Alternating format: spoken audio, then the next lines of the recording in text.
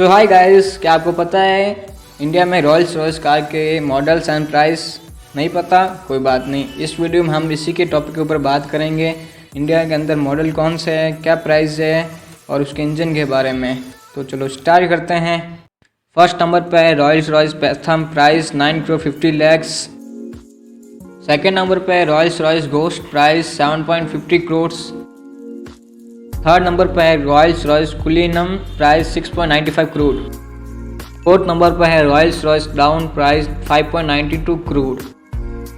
Fifth number पर है Rolls Royce विरेथ, प्राइस 5 करोड़।